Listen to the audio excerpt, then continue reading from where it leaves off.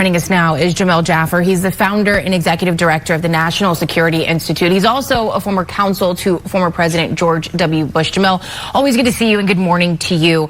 Before we get to the latest in Gaza, I'd like to get your thoughts on Israel's Supreme Court rejecting Netanyahu's judicial reforms. And these are reforms that have sparked massive protests in the country. Is Israel now on the verge of a constitutional crisis? And what type of impact will this ruling have? Well, this has been a big challenge for Israel now for months, actually more over a year now, with these reforms being very controversial.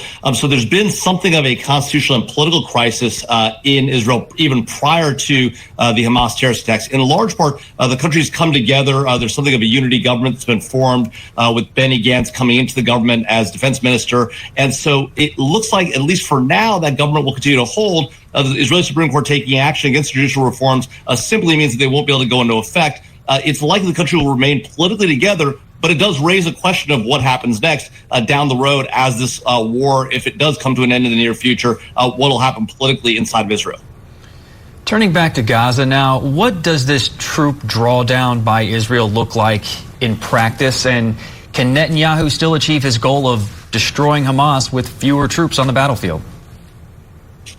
Well, Israel has largely come into operational control of the northern part of Gaza. At least that's what they're saying publicly. And as a result, they're able to pull those troops, those reservists, out of northern Gaza and focus on the fighting down in the south. The challenge, of course, to the south is that a number of civilians, a large amount of civilians have moved south at the Israeli government's request. At the same time, Hamas has realized that, and they've moved south as well. They've been launching rockets, about a dozen rockets just yesterday, launched from southern Gaza in Khan Yunis. So the fighting will continue down in the south, both with air campaigns as well as ground troops, until Israel is able to achieve operational control there as well. And then the real question, Jay, is what happens next? Who do they hand control over? Israel does not want to stay there and occupy that territory. It's impossible for them to control it. The question is, who are they going to hand it to? Is the Palestinian Authority capable or not? That's the hard question comes next. What's the most realistic outcome there? The Palestinian Authority, some critics say it's like a stooge of the Israeli government in the West.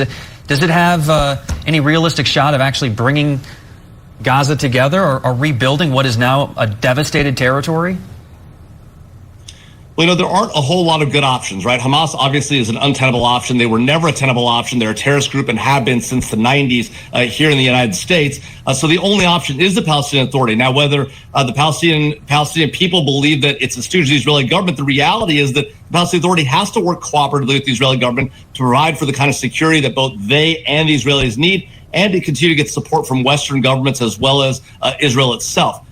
Egypt, Jordan, neither wants to take over that territory. Israel certainly doesn't want to either. So not a lot of options besides the Palestinian Authority, but it's got to be strengthened and made more legitimate both in the eyes of its people and in the eyes of Israel, being able to provide security for Israel and for the people of Gaza. That's a hard thing to do. So this pulling of thousands of troops from Gaza, this is coming after weeks and weeks of the U.S. in particular asking, I guess, Benjamin Netanyahu and the IDF to pull back and scale back its offensive in Gaza as this civilian death toll rises now 20,000, topping that.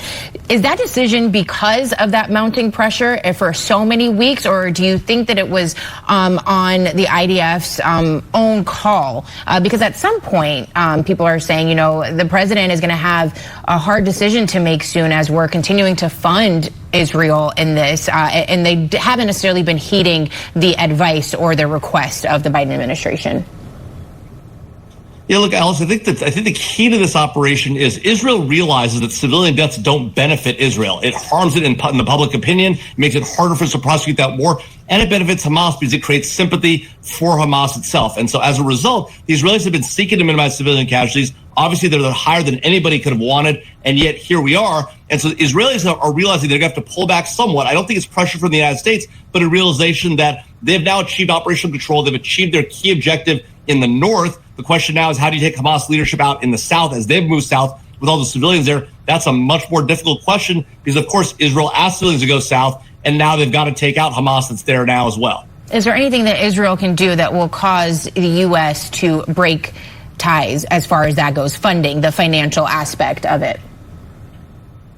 I think it would be very hard to see that happening, but the one scenario where that happens is there's a significantly higher loss of civilian life. Now, obviously, 20,000 deaths is too many by anybody's count. At the same time, we're talking about Gaza City, a population of about 2 million. even if 1 million left, 20,000 dead is a relatively small number. Now, you don't want to minimize any civilian casualties.